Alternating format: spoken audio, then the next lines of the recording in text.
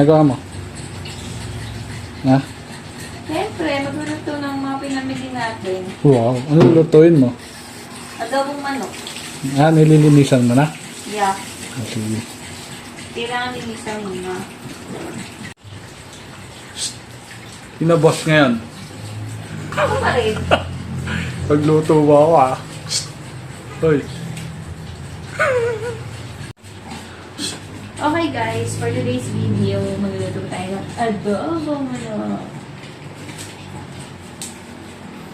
Parang talaga marunong eh.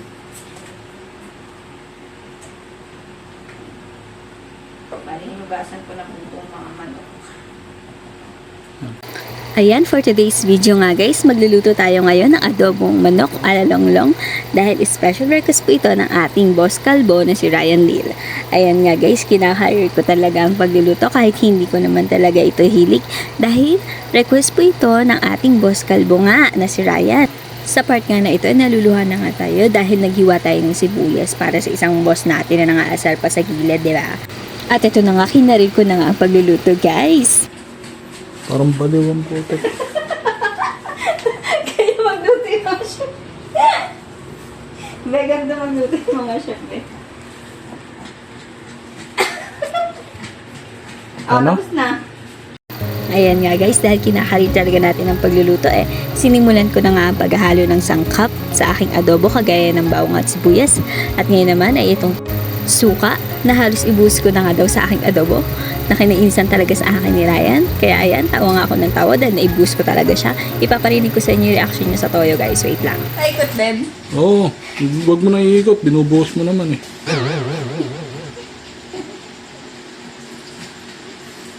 Hoy. Diyan umalat. Off na yun. O diba guys, parang nainis pa siya dun sa part na yun.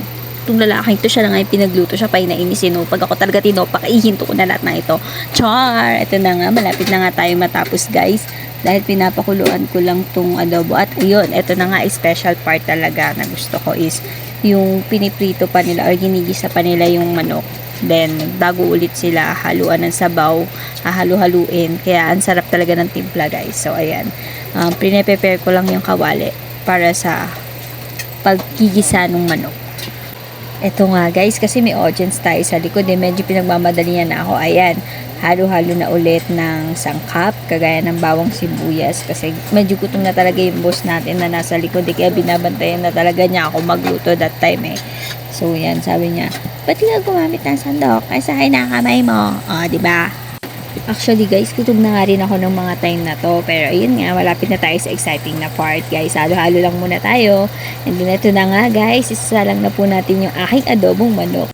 Medyo maingat nga ako sa pagsalin kasi guys, hindi ako expert sa pagluluto. Baka mamaya may mahulog tayong manok, mapagalitan pa tayo ng ating boss kalbo na nanonood nga sa likod. Pinagmamadali na nga niya ako niyan Sabi niya, bakit daw pa isa-isa ako? Gusto ko girl gusto ko.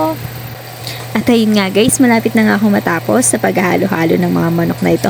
Pero bago ko tapusin ang vlog na ito, gusto ko pong pasalamatan ang lahat na sumusuporta sa aming page, ang lahat ng nanonood sa aming vlog. Sana po patuloy nyo kami suportahan at patuloy nyo pong panoorin ang aming mga video.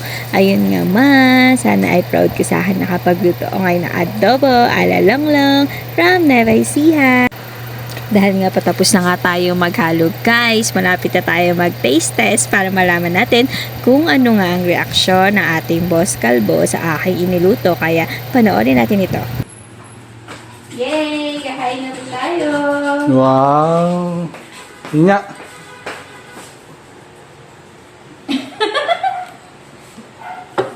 Adobo alalonglong from Nueva Ecija! Ano? Adobo alalonglong from Nueva Ecija. Tara, let's eat na nako. Toto be Be. Comment na toto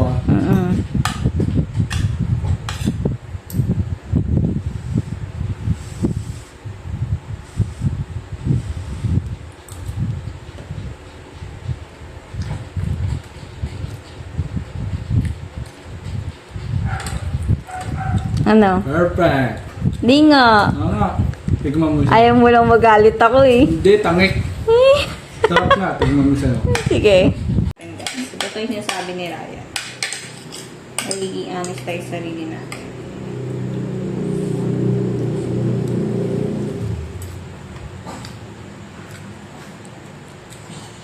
Ano? Hindi naman.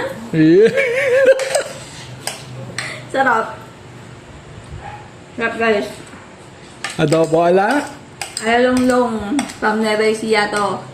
Thank you guys for watching.